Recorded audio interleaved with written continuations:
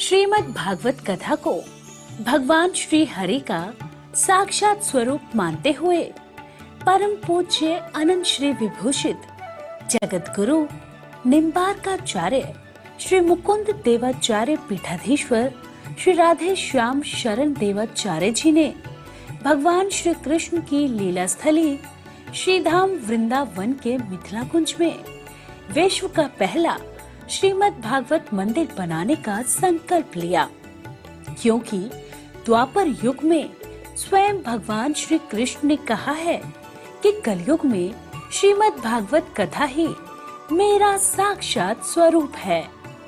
जो भी श्रीमद् भागवत कथा का श्रवण करेगा या करवाएगा उसका कल्याण होना निश्चिंत है।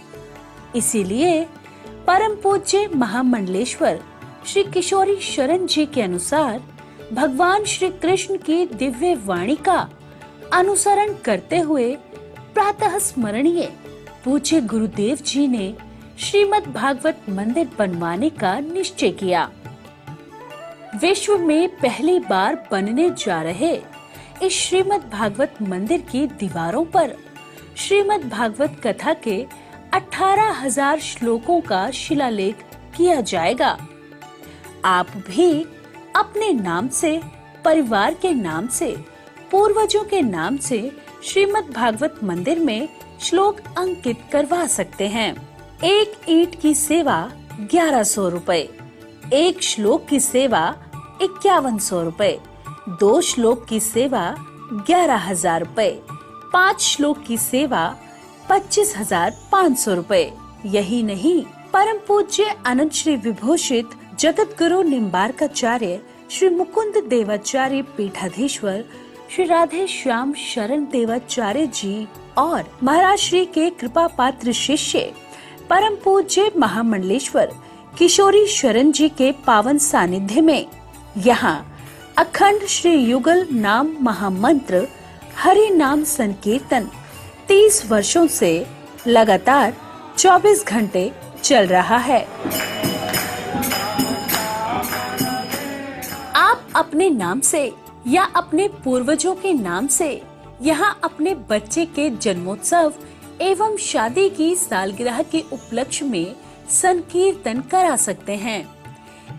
एक दिन की संकीर्तन सेवा 1500 रुपए, एक माह की संकीर्तन सेवा 15,000 रुपए, अखंड संकीर्तन सेवा 21,000 रुपए देकर आप आजीवन संस्था के सदस्य बन सकते हैं। आपके नाम से मरण उपरांत तक संकीर्तन, एक संत का भोजन, गो सेवा चलती रहेगी। संस्था द्वारा आपको प्रमाण पत्र भी मिलेगा जिसमें आप आजीवन सदस्य रहेंगे। आप संकीर्तन एवं संत सेवा, गौ सेवा हेतु श्रीधाम वृंदावन के मिथिला कुंज आश्रम में साधु संत सेवा अन्य क्षेत्र में सहयोग कर सकते हैं। 21 संत की सेवा 2100 रुपए, 51 संतों की सेवा 5100 रुपए, संपूर्ण भंडारा सेवा 11,000 रुपए। आप अपने बच्चे के जन्मदिन पर, शादी की सालगिरह पर माता पिता के नाम से, पूर्वजों के नाम से संकीर्तन संत सेवा करवाकर पुण्य के भागी बने और अक्षय पुण्य प्राप्त करें। महाराज श्री के इन पावन प्रकल्पों से जुड़ने के लिए हमारे संपर्क सूत्र इस प्रकार हैं: 8979 929 835, 7817 968 196। यदि आप भी महाराज श्री के इन पावन प्रकल्पों से जुड़ना चाहते हैं तो हमारी अकाउंट डिटेल्स इस प्रकार हैं। Account holder name Mithila Kunj, branch Vrindavan, account number 1585 050 01309, IFSC code ICIC 0001017। तो आप भी महाराज श्री के इन पावन प्रकल्पों से जुड़कर अपनी इच्छा अनुसार दान देकर पुण्य के भागी बन सकते हैं।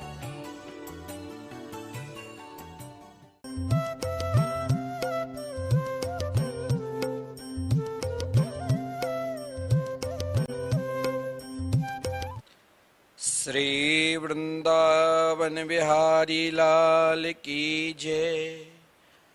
जय जय श्री राधे, जय जय श्री राधे। सभी भक्त वृंद जो नित्य के भांति श्री धाम वृंदावन से दैनिक भगवान नाम की महिमा का रसास्वादन कर रहे हैं। पहले आप प्रातः काल के वेला में 7:30 बजे सत्संग का लाभ लेते थे। वही सत्संग का समय वर्तमान समय में आप 8:30 बजे से 9 बजे तक संतवाणी चैनल के माध्यम से रसास्वादन कर रहे हैं। हम सब इस समय श्रेष्ठ अनुष्ठान की ओर बढ़ रहे हैं। ये श्रेष्ठ अनुष्ठान क्या है? कार्तिक मास। कार्तिक मास में भगवान की आराधना, भगवान की पूजा, भगवान की उपासना, परमात्मा का नाम संकीर्तन की बड़ी महिमा है। 2 दिन तक आपने संतवाणी चैनल पर श्रवण नहीं किए होंगे। इससे पूर्व जो भक्त पूर्णिमा के दिन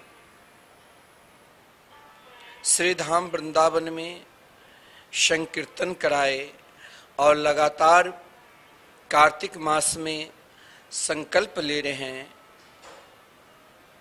कई भक्त जो श्री धाम वृंदावन नहीं आए, कार्तिक उपासना नहीं कर पा रहे हैं, लेकिन श्री धाम वृंदावन में जो लगातार अखंड संकीर्तन, लगातार अखंड यज्ञ श्री राधा मोहन बिहारी मंदिर में निरंतर चल रहे हैं। कोई अपने पितरों के निमित्त, कोई अपने संतान के निमित्त, कोई स्वयं अपने निमित्त श्री धाम वृंदावन में संकीर्तन करा रहे हैं। उन भक्तों को भी बहुत बहुत धन्यवाद, साधुवाद। इस कार्तिक मास में वैसे तो कार्तिक स्नान का भी बड़ा महत्व है। आपने सुना होगा कि कार्तिक स्नान हमारे शास्त्र में भी कहा गया है कि महाराज 11 महीने आप अपने घर परिवार के साथ, व्यापार के साथ रहिए, लेकिन 1 माह आप निरंतर तीर्थ स्थान में रहकर भगवान की आराधना करो। इस समय कहा गया है कार्तिक मास में श्री धाम वृंदावन में संपूर्ण देवलोक से देवता भी वास करने के लिए आ जाते हैं। कार्तिक मास में श्री धाम वृंदावन में लाखों श्रद्धालु नित्य श्री बांके बिहारी जी के दर्शन और परिक्रमा, श्री यमुना जी में स्नान नित्य क्या करते हैं। तो सज्जनों, कार्तिक मास में हम सभी को, सनातन धर्म प्रेमी को अपने जीवन का कुछ नियम लेना चाहिए। बहुत लोग जगन्नाथपुरी जाते हैं तो जो फल आपको कम मिलेगा कहते हैं कुछ छोड़ कर आना चाहिए, वो फल आप छोड़ कर आते हैं। लेकिन जीवन में वो चीज, वो फल छोड़ो जिससे आपकी बुराई हो रही है, वो तो आप छोड़ते नहीं, और जो नहीं खाते उसे छोड़ कर आते। लेकिन कार्तिक मास में जीवन में एक नियम हर प्राणी मात्र को लेना चाहिए। कई लोगों का नियम होगा जो कार्तिक स्नान ब्रह्म मुहूर्त में करते हैं, और ब्रह्म मुहूर्त के जो स्नान हैं, ब्रह्म मुहूर्त के स्नान शास्त्र में बहुत श्रेष्ठ कहा गया है। ब्रह्म मुहूर्त में स्नान चाहे आप श्री गंगा जी में करो, चाहे आप यमुना जी में करो, चाहे अन्य तीर्थों में भी कहीं भी करो कार्तिक मास में, केवल आप कार्तिक स्नान घर में भी करते हैं तो कहा गया संपूर्ण तीर्थ के जल में स्नान करने का फल मिलता है। सामने तुलसी का वृक्ष है और प्रातःकाल कार्तिक मास में तुलसी पूजन का भी बहुत बड़ा महत्व है। दीपदान करने का भी अत्यधिक महत्व है। आप दीपदान करते हैं और सभी को करना चाहिए। अगर आपके पास समय नहीं है तो आप श्री धाम वृंदावन में हो सके तो एक दिन का मात्र 24 घंटे का 500 है, जो शुद्ध देशी घी में दीपक आपके नाम से जलता रहेगा। एक माह तक आप दीपक निरंतर जलाते रहेंगे तो मात्र 15,000 है। संत सेवा कार्तिक मास में हमें नियम लेना चाहिए। आप अपने समर्थ अनुसार हो सके तो एक संत का मात्र टीवी स्क्रीन पर चल रहे हैं, आप उसी अनुसार 100 जिसका जो समर्थ है उस रूप से संत सेवा करना चाहिए। कार्तिक मास में संकीर्तन कराना चाहिए और घर में भी करना चाहिए। सीधे भगवत आराधना, भगवान की आराधना निरंतर करना चाहिए। तो इस कार्तिक मास में आप भगवान की महिमा, संकीर्तन महिमा श्रवण करोगे। क्या एकमात्र भगवान के शरण में जाने से संपूर्ण देवी देवता की पूजन हो जाएगा? एकमात्र इस कलिकाल में कलो तद्धरि कीर्तनात्, यदि हमने इस कलयुग में एकमात्र परमात्मा की प्राप्ति के लिए साधना की, और जिस साधना का नाम है हरिनाम संकीर्तन,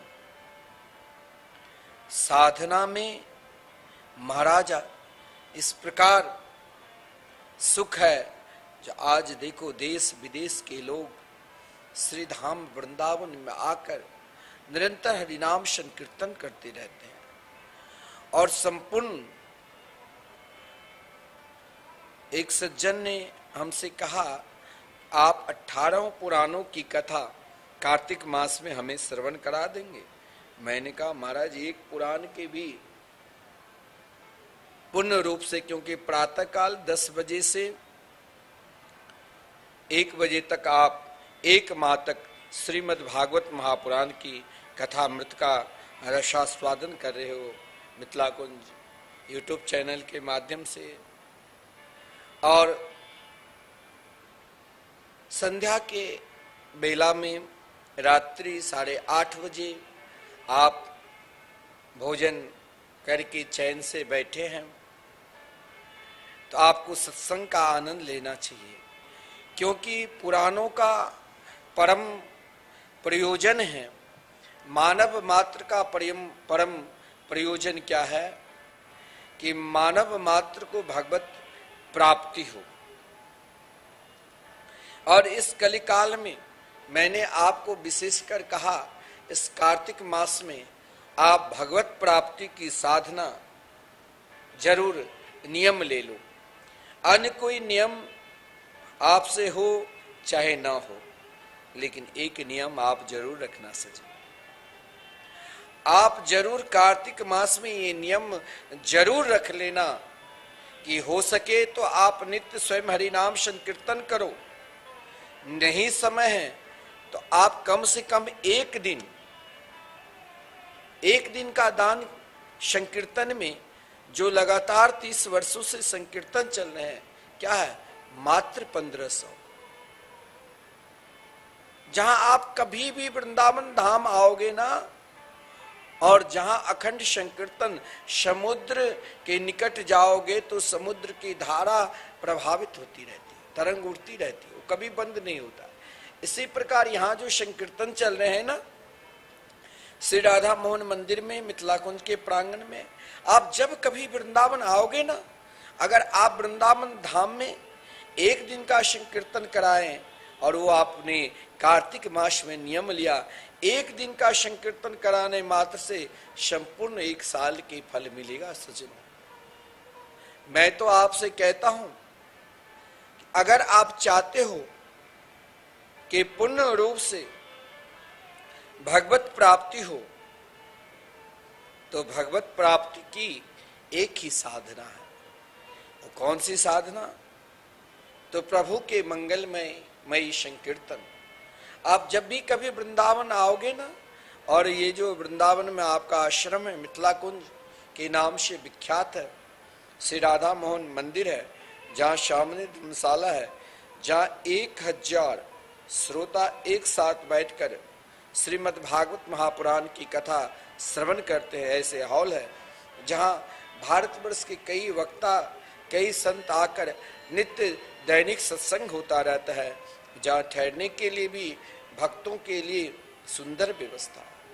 इसी प्रांगण में आपको श्री राधा मोहन मंदिर है, और श्री राधा मोहन मंदिर में आप जब प्रवेश करोगे तो निरंतर आपको हरिनाम संकीर्तन सुनाई देगी।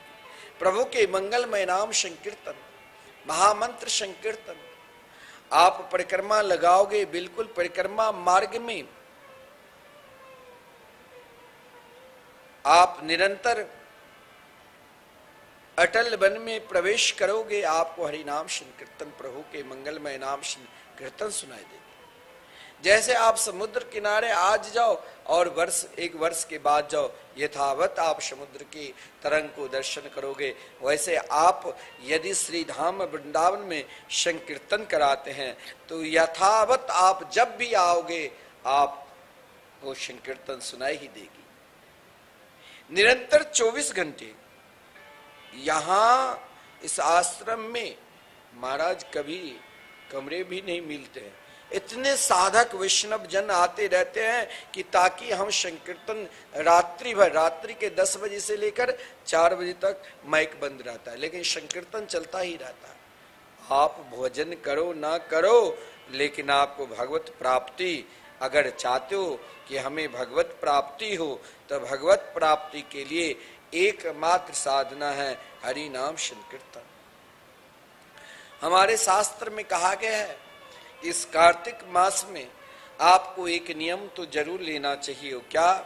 तो भगवान नाम संकीर्तन। शास्त्र में यहां तक कहा गया है, तीर्थानाम च परम तीर्थम कृष्ण नाम महर्षय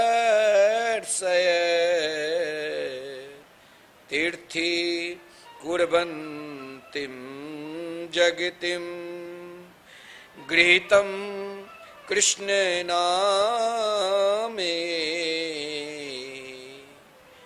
ध्यान देना, यदि आप कार्तिक स्नान नहीं कर पाते हो, यदि आप श्रीधाम वृंदावन या किसी और तीर्थों में वास नहीं कर पाते हो, आप घर में भी बैठकर परमात्मा को भगवत प्राप्ति कर सकते हो। क्योंकि समस्त तीर्थों में सबसे बड़ा तीर्थ क्या है जानते हो? संसार के जितने भी तीर्थ है, उन समस्त तीर्थों में सबसे बड़ा तीर्थ क्या है सज्जनों? एकमात्र भगवान के मंगलमय नाम राधे कृष्ण कृष्ण कृष्ण राधे राधे, राधे श्याम श्याम श्याम राधे राधे। जिस संकीर्तन को आप कराते हो ना, मैं कहता हूं आपको कि किसी भी प्रकार की ग्रह है, किसी भी प्रकार के दोष है, चाहे पितर दोष, आप घबराओ नहीं, आप जरूर हरि नाम कीर्तन कराओ। क्योंकि समस्त तीर्थों में सबसे बड़ा तीर्थ भगवान श्री कृष्ण के नाम है। जो प्राणी इस कलिकाल में श्री कृष्ण नाम का उच्चारण करते हैं उस संपूर्ण जगत को तीर्थ बना देते हैं। संपूर्ण जगत को तीर्थ बनाने का एकमात्र साधन क्या है? भगवान के मंगलमय नाम। क्योंकि तीर्थों की महिमा भगवत स्मृति के लिए ही है कि जहां निरंतर भगवान की स्मृति बने रहे और भगवान की स्मृति हो, वही तो सर्वश्रेष्ठ तीर्थों में से भी सर्वश्रेष्ठ तीर्थ है। जिस घर में, जिस परिवार में श्री कृष्ण के मंगलमय नाम के उच्चारण निरंतर चलते रहते हैं, जाप संकीर्तन, और जो संकीर्तन के प्रति समर्पित है, उस समझ लो उनको फिर कहीं जाने की जरूरत ही नहीं। उनके घर में ही संपूर्ण तीर्थ निवास करते हैं। उनके घर में ही संपूर्ण तीर्थ सदा के लिए, जहां हरिनाम कीर्तन निरंतर चलता रहता है, जहां भगवान की स्मृति निरंतर बनी रहती है, वहां निरंतर महाराज तीर्थ स्वयं अपने आप विराजमान रहते हैं। देखिए, बिना, हमारे शास्त्र में एक बहुत सुंदर बात कही है कि बिना दान दिए आपको परलोक में भी भोजन नहीं मिलता है। तो सबसे बड़ा दान क्या है? हरिनाम संकीर्तन, अन्नदान। जैसे आप हमारे यहाँ 1 माह तक प्रतीक वृंदावन मिथिला में लगातार भंडारा चलते रहते हैं, सुबह से लेकर शाम तक, चाहे 500 लोग बैठे, चाहे 5000 लोग बैठे। और आप अपने लिए, अपने पूर्वजों के निमित्त अगर आप भंडारा कराना चाहते हैं, जितने आपके समर्थ है, 11,000 से प्रारंभ होता है, और जितने आपके समर्थ है, आप अपने समर्थ के अनुसार अन्नदान करिए। क्योंकि बिना अन्न दान दिए परलोक में भी कहा गया है आपको भोजन नहीं मिलता है। एक कथा आती है कि विदर्भ देश में, विदर्भ जो क्षेत्र है, विदर्भ देश में एक श्वेत नामक राजा राज करते थे। वे राजा सतर्क होकर अपने प्रजा और अपने राज्य को संचालन करते थे। उनके राज्य में सभी प्रजा सदा सुखी और प्रसन्न निरंतर रहा करते थे। कुछ दिनों के बाद राजा के मन में वैराग्य हो गया कि अब हमें भगवान के निरंतर भजन करना चाहिए। और वैराग्य ऐसा हुआ कि अपने भाई को अपना राज्य सौंप कर राजा वन चले गए तपस्या करने के लिए। वो वन में तपस्या के लिए निकल पड़े। उनके भाई राजा की तरह ही राज्य का संचालन करने लग गए। इधर राजा हजारों वर्ष तक जंगल में रहकर तपस्या की। उनके तपस्या के फल से उन राजा ने स्वयं ब्रह्मलोक की उनकी प्राप्ति हुई, सीधे तप के बल से। ध्यान देना, आपसे मैं कहता हूं कि आप अन्नदान करो, भंडारा कराओ, और इस कार्तिक मास में भंडारा की, अन्नदान की क्या महिमा है।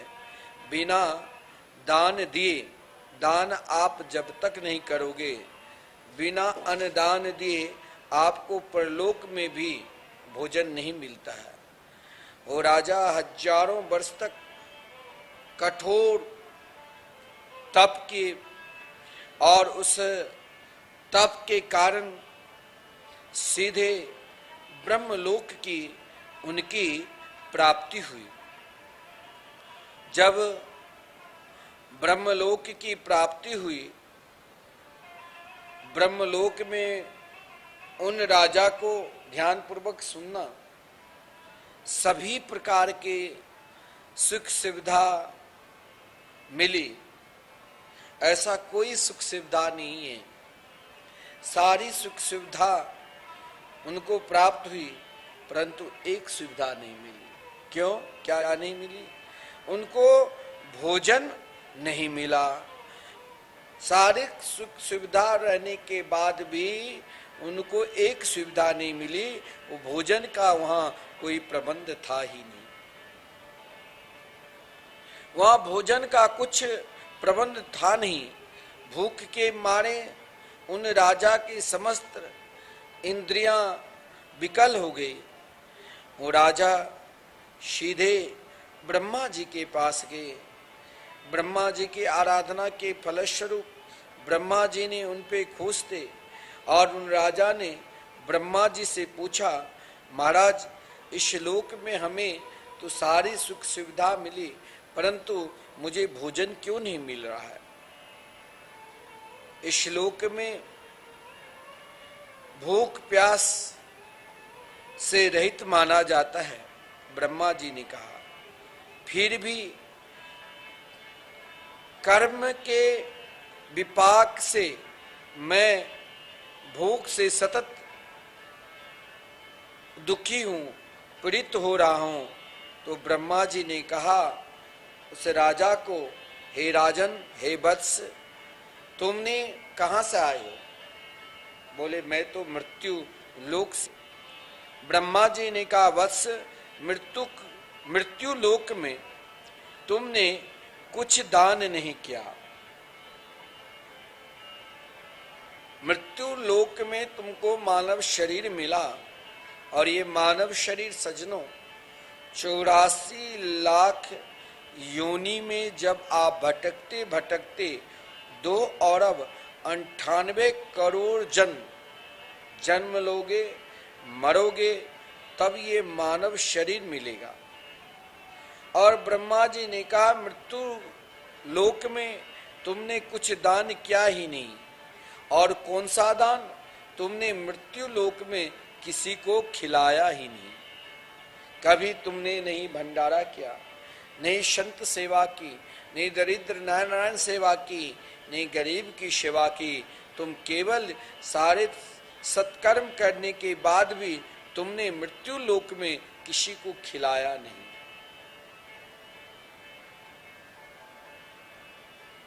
भोजन से तुमने केवल अपने शरीर को पाला, अपने सगे संबंधी को पाला। सामने कोई व्यक्ति भूखे गुजर रहा था, तुम 56 प्रकार के भोजन खा रहे थे और उनको तुमने अन्न नहीं खिलाया। देखिए अन्नदान की क्या महिमा है। आप यदि इस कार्तिक मास में भंडारा करते हो, इस भंडारा में ना जाने एक को आप अपने रिश्तेदार को जानते हो, उसे आदर पूर्वक बुलाकर सम्मान से टेबल कुर्सी पे बैठाकर भोजन कराते हो, और भंडारा अनक्षेत्र में उसे खिलाया जाता है जिसे आप जानते नहीं, अनजान व्यक्ति को। हो सकता है उस रूप में कौन स्वयं भगवान ना आ जाए, इसीलिए भंडारा अनक्षेत्र जहाँ चलता है वहाँ परिचय नहीं पूछा जाता है। वो आप कहाँ से आए हो, क्या नाम है? ब्रह्मा जी ने कहा, तुमने मृत्यु लोक में दान तो बहुत क्या, परमार्थ कार्य भी बहुत क्या, लेकिन तुमने किसी को खिलाया नहीं। भोजन तुमने केवल अपने शरीर के लिए, अपने सगे संबंधी के लिए ही नाना प्रकार के व्यंजन बनाकर स्वयं खाते और उसे खिलाते, किसी औरों को नहीं खिलाया। इसीलिए इसी मुर्दे शरीर को वहां जाकर खाना पड़ेगा। अगर आप इस मृत्यु लोक में आपका जन्म हुआ है और इस मृत्यु लोक में भगवान ने आपको सामर्थ्य दिया है, तो आप अधिक से अधिक भंडारा करो, अधिक से अधिक अन्नदान दो, और भंडारा अन्नदान करने का फल देखो। नहीं तो मरने के बाद यही मुर्दे शरीर आपको खाना पड़ेगा, क्योंकि आपने किसी को खिलाया नहीं। ब्रह्मा जी जब उन राजा को कहा, इसके अतिरिक्त तुम्हारे भोजन का अब कोई मार्ग भी नहीं है, अगर खाना है तो अपने ही इस मुर्दे शरीर को खाओ, क्योंकि तुमने अपने ही पेट केवल भरा, तुमने कभी किसी संत सेवा नहीं की, तुमने भंडारा नहीं किया। देखिए भंडारा की बड़ी महिमा है। आप भंडारा करते हैं वृंदावन धाम में, और अभी कार्तिक में जहां कल्पवास चल रहे हैं, कल्पवास में साक्षात गंगा जी के प्रतीक कमला जी है, वहां आप अपने पितरों के निमित्त, स्वयं अपने निमित्त भी अपना कल्याण स्वयं करना चाहिए। तो आप जरूर हरि नाम संकीर्तन भंडारा जरूर करवाओ। अगर आप अन्नदान नहीं करोगे तो उन राजा की गति देखिए। उन राजा को ब्रह्मलोक में सारी सुविधा मिली, परंतु भोजन नहीं मिला। ब्रह्मा जी ने कहा कि देखो, तुमने अपने जीवन में कभी किसी को खिलाया ही नहीं। अगर तुम नहीं खिलाया किसी को, तो यहाँ कहाँ से तुमको ब्रह्मलोक में खाना मिलेगा, भोजन कहाँ से मिलेगा। आप अगर इस लोक में दूसरे को नहीं खिलाओगे, तो मरने के बाद यही शरीर आपको अपने ही शरीर खाना पड़ेगा, मुर्दे का शरीर ही वहां खाना पड़ेगा, और कोई उपाय नहीं है। और ये शरीर घटेगा ही नहीं, क्योंकि भोग में शरीर बना अक्षर रहेगा। अब महाराज ब्रह्मा जी की बात सुनकर उनको बहुत दुख हुआ। 100 वर्ष के बाद उनका कल्याण के लिए तप किया था। महर्षि अगस्त उनका कहा, ब्रह्मा जी तुम्हारा उद्धार करेंगे। ठीक 100 वर्ष के बाद देव योग से महर्षि अगस्त 100 योजन वाले उस विशाल वन में पहुंचे, और वह जंगल बिल्कुल सुनसान था। वहां न कोई पशु था न पक्षी। उस वन के मध्य में 4 कोस लंबी एक झील थी। अगस्त जी को उसमें एक मुर्दा दिख पड़ा। ध्यान देना सज्जनों, मैं आपको कहता हूं, इस कार्तिक मास में अन्नदान करो। अन्नदान का क्या फल है? बिना दान दिए परलोक में आपको भोजन नहीं मिलता है। उस विदर्भ देश के राजा ये सोचा भी नहीं होगा, जिन राजा का नाम उस समय बहुत बड़ा था।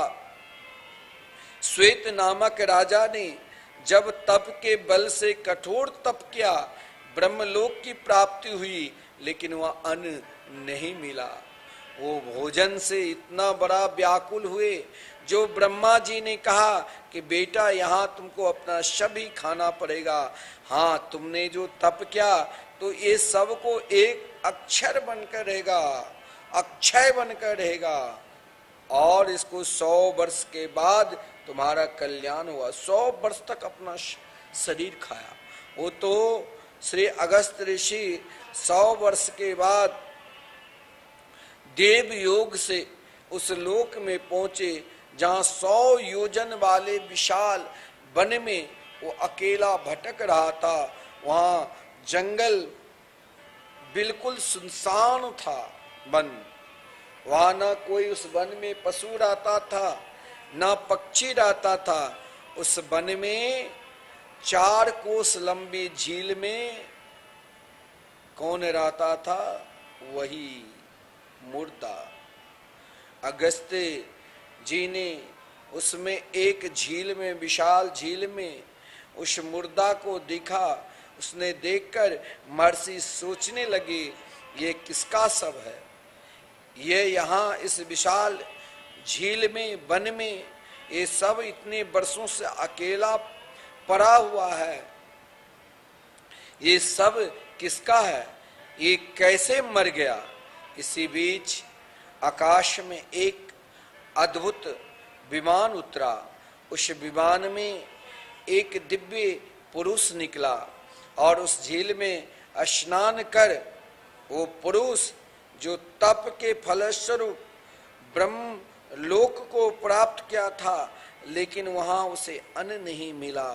उस विमान से, आकाश से जब अद्भुत विमान उतरा, उस विमान से एक दिव्य पुरुष निकला और उस झील में स्नान किया और उस सब का मांस खाने लगा। भरपेट मांस खाकर उस सरोवर में उतरा और उसकी छटा निहार कर फिर वो पुनः अपने लोक को चले गया। महर्षि अगस्त ने उससे पूछा कि देखने में तो तुम देवता जैसे मालूम पड़ते हो, किंतु तुम्हारा आहार बहुत ही घृणित है। तुम कैसे स्वर्गवासी पुरुष ने अपना पूरा, ज्यों ही अगस्त ऋषि ने पूछा तुमको ये प्रवृत्ति कैसे हुआ, तब उस पुरुष ने कहा चाहे मैं वास कहीं कर लूं ब्रह्मलोक चाहे स्वर्ग में। उसने अपना वृतांत सुनाया और यह बताया कि हमारे 100 वर्ष महाराज पूरे हो गए। पता नहीं इस 100 वर्ष में पूरे होने के बाद भी आज भी मैं भटक रहा हूं। महर्षि अगस्त, मुझे आपकी कृपा से आपका दर्शन हुआ और संत के दर्शन से अब मेरा उद्धार जरूर होगा। अगस्त ऋषि ने कहा कि हे राजन, मैं तुम्हारा कल्याण करूंगा, लेकिन एक बात बताओ, तुमको ये गति कैसे हुई? कहा महाराज, मैंने अपने राज्य भी अपने भाई को दे दिया। मैं तप किया, जिस तप के फलस्वरूप मैंने ब्रह्मलोक को प्राप्ति कर ली, लेकिन वहां मुझे भोजन नहीं मिला। क्यों? क्योंकि मैंने अपने जीवन में कभी अन्न दान किया ही नहीं। आप नाना प्रकार की दान कर लो, लेकिन अन्नदान, संत सेवा और संकीर्तन दान नहीं करोगे तो आपको कहीं शांति नहीं मिलेगी। क्योंकि कहा गया है हमारे शास्त्र में कि जीवन में जितने अधिक अपने आप को संकीर्तन दान करोगे, संकीर्तन दान के फलस्वरूप आपका जीवन भगवानमय बन जाएगा। स्वयं को महाराज अपने आप को भगवान में समर्पित करना है कि मैं प्रहलाद बनकर, मैं ध्रुव बनकर निरंतर परमात्मा के सानिध्य में रहूं, परमात्मा के निकट में रहूं। एकमात्र परमात्मा के निकट का साधना क्या है जानते हो? हरि नाम संकीर्तन। जिस संकीर्तन कराने के लिए, जिस अन्नदान करवाने के लिए आपको मैं निरंतर प्रेरणा दे रहा, संकीर्तन से जानते हो, महान से महान अगर आपसे पाप हुआ है तो संपूर्ण पाप नष्ट हो जाएगा।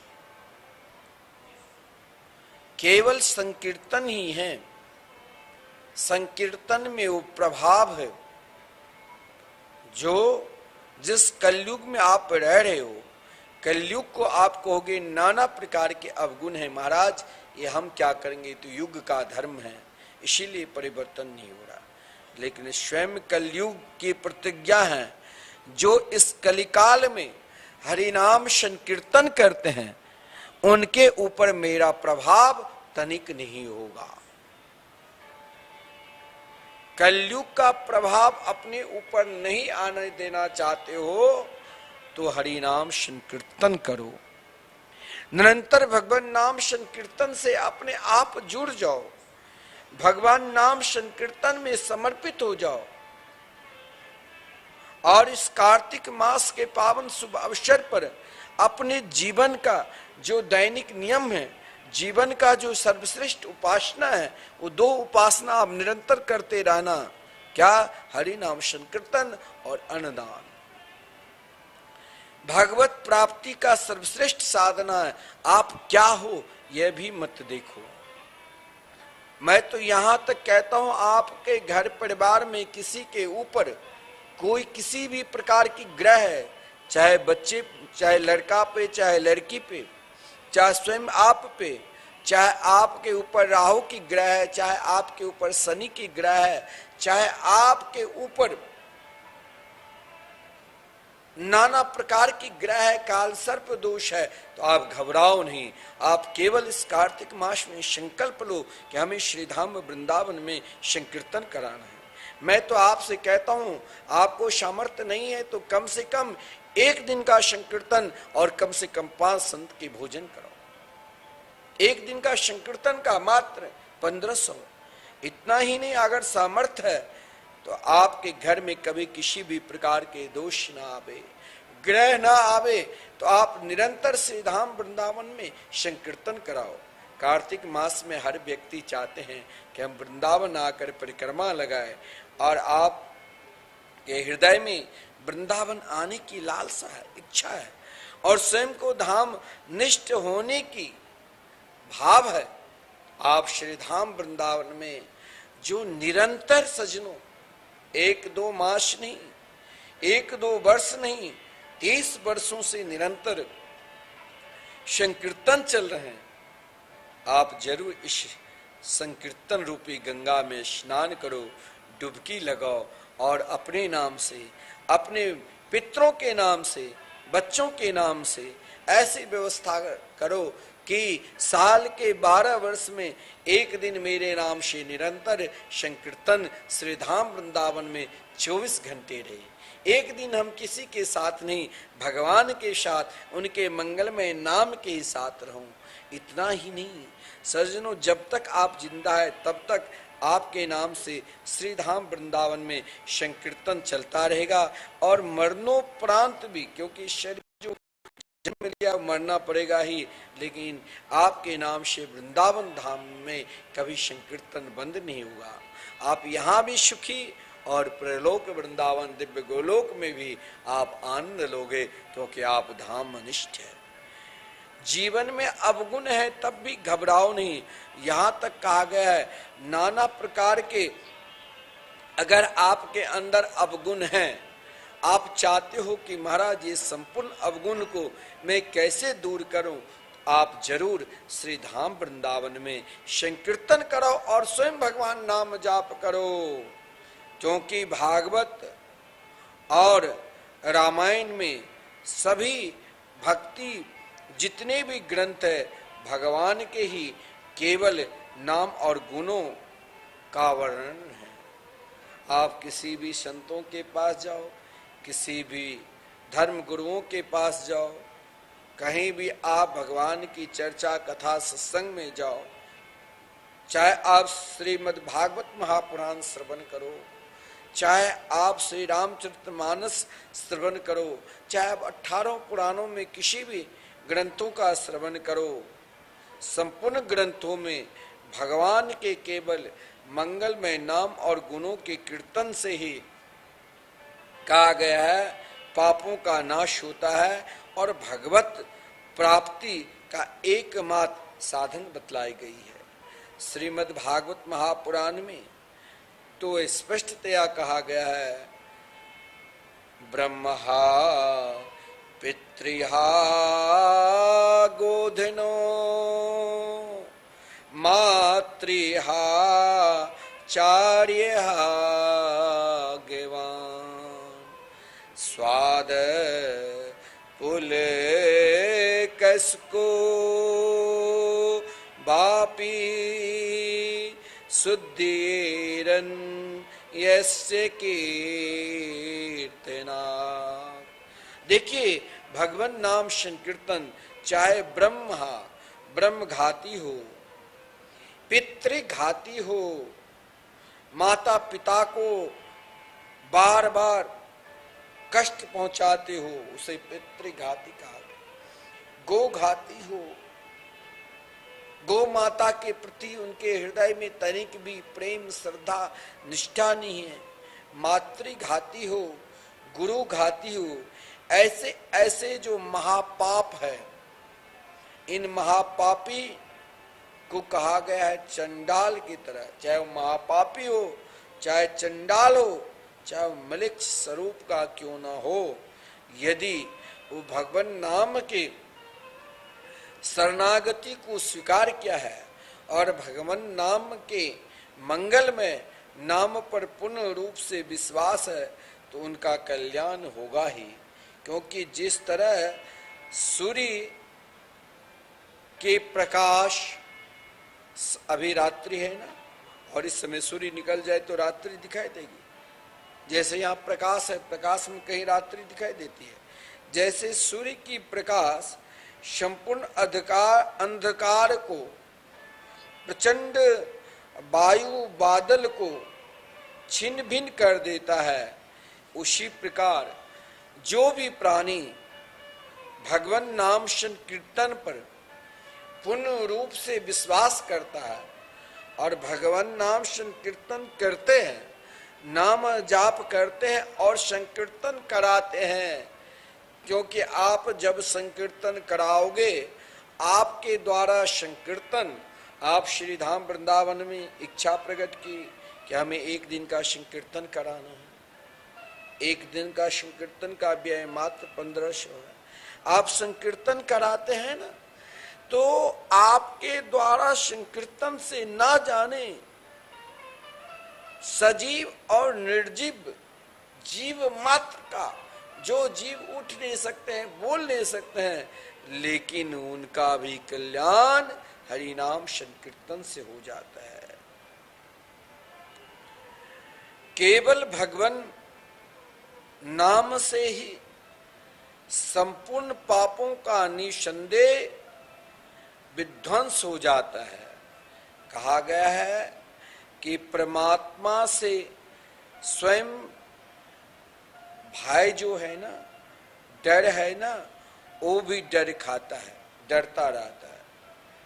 उस परमात्मा के मंगल में नाम संकीर्तन, जो भी प्राणी नाम का शरण ले लेता है, वो इस घोर संसार में पड़ा हुआ मानव, चाहे मन से, चाहे बेमन से, चाहे विवश, आपकी इच्छा नहीं, आप टीवी स्क्रीन पर सुन रहे हो कि श्री राम वृंदावन संकीर्तन कराना है, इच्छा ने बेमन से भी आप संकीर्तन करा लिया तो भी आपका कल्याण होगा। और मन से कराते हैं तो कहना ही क्या। क्योंकि देखो सजनों, ध्यान देना, श्रीमद् भागवत महापुराण में नाम की महिमा का क्या वर्णन दिया गया है। और आप इस कार्तिक मास में भगवत प्राप्ति की जो सर्वोपरि साधना है, हरि नाम संकीर्तन, वही संकीर्तन की महिमा आप श्रवण करोगे। कहा गया है, कलेर दोष निधे राजन नास्ति हे को महान गुण कीर्तना देव कृष्ण से मुक्ति संगम परम ब्रजे। आप कलयुग को दोष नहीं देना। कलयुग में सहजता से, बिना परिश्रम से भगवान की प्राप्ति हो जाएगी, परमात्मा की प्राप्ति हो जाएगी। क्योंकि कलयुग में दोष की खजाने हैं। हर कार्य में कहीं न कहीं दोष हो जाता। इस कलयुग में एक ही बस सर्वश्रेष्ठ साधना क्या है? भगवान श्री कृष्ण के मंगलमय नाम संकीर्तन। मुक्त संगः परम ब्रजे। इस कलि काल में अगर आप चाहते हो कि हम भगवान की प्राप्ति कर ले, एकमात्र भगवान की प्राप्ति का मुख्य साधन क्या है? नाम संकीर्तन। देखिए, कार्तिक मास में अभक्ष मीट, मांस, लहसुन, प्याज, अंडा ये सब नहीं खाना चाहिए। ये सब वर्जित बताया गया है। फिर भी आपकी आदत है, और वो आदत आपको चाहे कोई भी दिन रहे, किसी भी प्रकार की मांस रहे, लेकिन नहीं छूटता है। और इन आदत में भी आप अगर एक आदत और लगा दी है, क्या? भगवान के मंगलमय नाम। देखिए, नाम निष्ठ जो है, नाम निष्ठ के प्रताप से आपको एक दिन बाकी बिहारी की प्राप्ति हो जाएगी। आप धाम निष्ठ हो जाओगे। और नाम निष्ठ में कोई भी काम वर्जित कहा ही नहीं गया है कि अपने आप सब जो आपके अवगुण है ना, वो एक दिन गुण में बदल जाएगा। केवल आपको भगवान के मंगलमय नाम का सहारा लेना पड़ेगा। और यहां तक कहा गया है, ओहो बत स्वपचितो गरिया जह जीवाग्रे वर्तते नाम तुभ्यम ते पोस्तपस्ते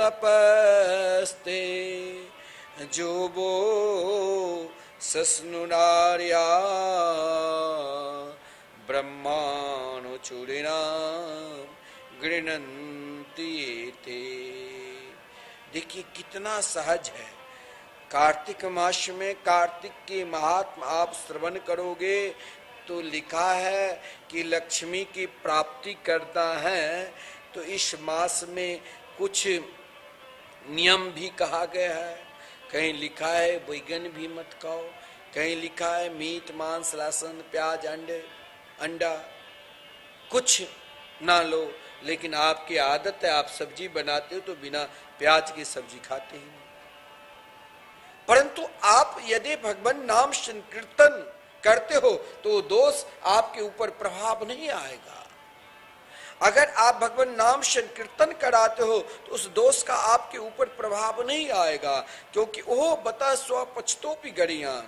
स्वयं भगवान कपिल देव की माता देवहूति, जब भगवान कपिल ने अपनी माता देवहूति को संपूर्ण शास्त्रों के ज्ञान करा दिया, तो माता देवहूति जब नाम की महिमा को श्रवण किया, अष्टांग योग, सांख्य योग, भक्ति योग, संपूर्ण योग को प्राप्त करने के बाद जब नाम योग की वर्णन प्रारंभ किया। आप योगा करते हो ना, प्रातः काल उठकर करते होंगे। लेकिन आप प्रातः काल योगा करते हो, लेकिन एक योगा आप अगर जोड़ दोगे ना तो आपका सारा अवगुण दूर हो जाएगा। आप केवल अपने स्वास्थ्य के रक्षा के लिए देखिए, ये आप कितने भी योगा करो, जिस दिन मरना होगा मरोगे ही, कोई रोक नहीं सकता है। लेकिन मरकर आपको अमर रहना है।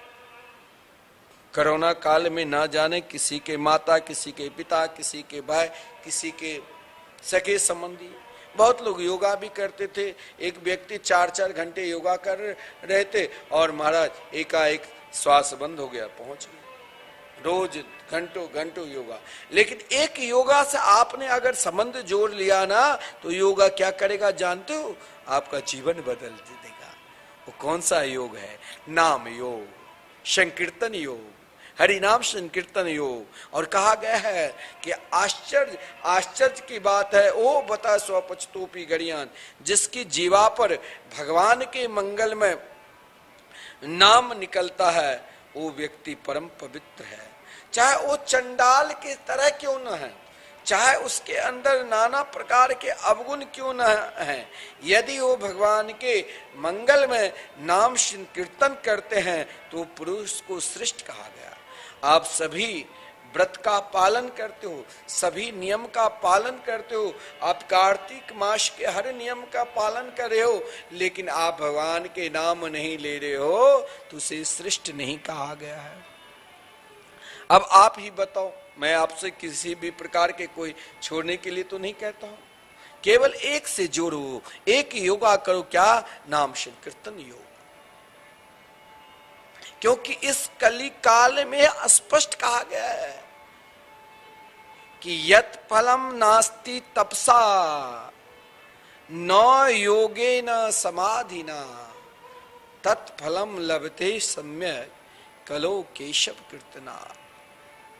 यत् फलम नास्ति तपसा, नाना प्रकार के तप कर लो, नाना प्रकार के व्रत कर लो, नाना प्रकार की उपासना कर लो, नाना प्रकार की योग ध्यान साधना कर लो, लेकिन इस कलिकाल में जब तक आप हरि नाम संकीर्तन नहीं गान करोगे, तब तक आपके चित्त में प्रसन्नता आएगी ही नहीं। मुस्कुराहट चाहिए ना, रात्रि में आप मुस्कुराते हुए आपकी शुभ रात्रि निकले, तो आप जरूर सोने से पूर्व कम से कम 5 मिनट दोनों हाथ को उठाकर पुकारो कन्हैया के मंगलमय नाम, राधे कृष्ण कृष्ण कृष्ण राधे राधे, राधे श्याम श्याम श्याम राधे राधे, राधे कृष्ण कृष्ण कृष्ण राधे राधे, राधे श्याम श्याम श्याम राधे राधे। स्वयं भगवान नाम संकीर्तन करो। और श्री धाम वृंदावन में लगातार 30 वर्षों से श्री धाम वृंदावन में जो संकीर्तन चल रहे हैं, आप संकीर्तन लगातार संकीर्तन कराओ, कराते रहो संकीर्तन। चाहे आप एक दिन का संकीर्तन ठाकुर जी ने आपको सामर्थ्य दिया, एक दिन का कराओ, चाहे आप एक माह की कराओ। इस कार्तिक में एक संकल्प लो, चाहे कुछ हो जाए, हम भगवान नाम संकीर्तन जरूर करेंगे और दूसरों को भी प्रेरणा देंगे। संकीर्तन से ही आपको अंतःकरण में आनंद और प्रसन्नता होगी। आइए 2 बार हम सब भगवान के नाम संकीर्तन करते हैं। जय जय श्री राधे, जय जय श्री राधे।